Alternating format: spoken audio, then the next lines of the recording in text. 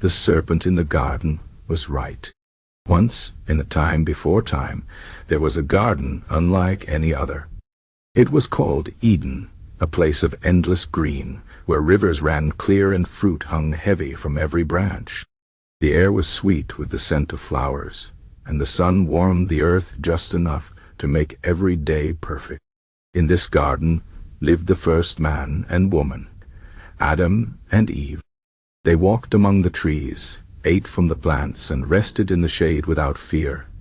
They knew no hunger, no pain, no sadness. They lived in peace, just as the Creator had intended. But Eden had another resident, a serpent. Unlike the other animals, the serpent was clever. It moved with quiet grace, its scales glinting in the sunlight, and its voice was smooth as honey. The serpent watched Adam and Eve from the shadows, curious about these creatures, who had everything but knew so little. One day, as Eve walked alone near the tree at the center of the garden, the serpent spoke.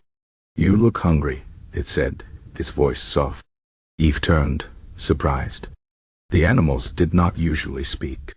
"I am not hungry," she answered. "The garden gives me all I need." The serpent nodded toward the tree. "But you do not eat from this one." "Why?" Eve looked up at the tree. Its fruit was unlike the others, bright, almost glowing. The Creator said we must not eat from it.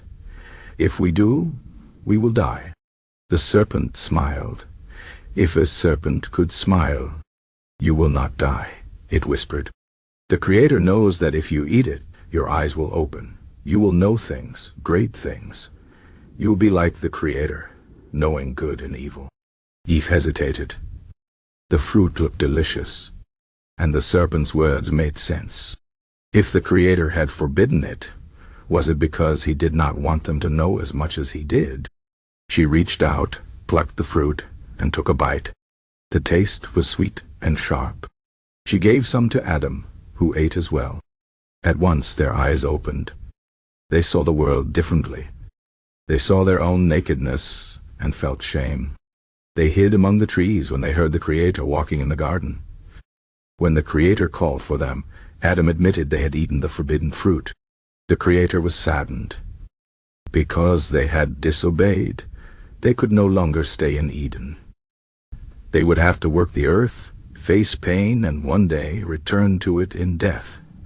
The serpent, too, was punished. It would crawl on its belly, hated by all. Adam and Eve left the garden, their hearts heavy. But as they walked into the world beyond, Eve turned to Adam and said, "The serpent was right." Adam frowned. "What do you mean?"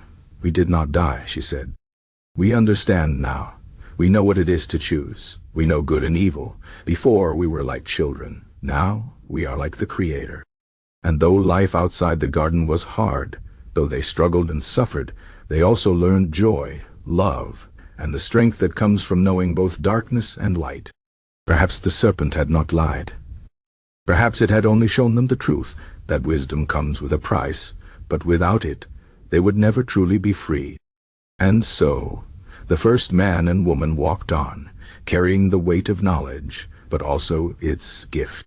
For the serpent in the garden was right, and that changed everything. The end.